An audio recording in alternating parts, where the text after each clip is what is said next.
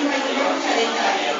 பொருளியல்களை பொறுமையுடன் கற்க வழிகாட்டியவரை வணங்குவோம் கலைத்தார்கள்.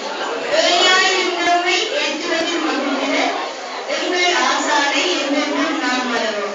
சிரித்த முகமும் சிங்கார பேச்சும் கருணை உள்ளமும் கனிவான குணமும் கொண்டு எம் மனதில் என்றும் மனமாறா குழந்தை மனதிட குழந்தை என அழைக்கும் பாசத்துடன் நெஞ்சில் நிலை பெற்ற எம் ஆசிரியரின் ஆசிரியர் வேண்டி நிற்கும் வேளையிலே ஆண்டவரிடம் வேண்டுகிறோம் ஆசானை ஆசிக்காய். ஆண்டவரிடம் வேண்டுகிறோம் ஆசானை ஆசிக்காய். இன்றைய நாளில் பிரிகின்றோம் இன்னொரு நாளில் நிச்சயமாய். இன்றைய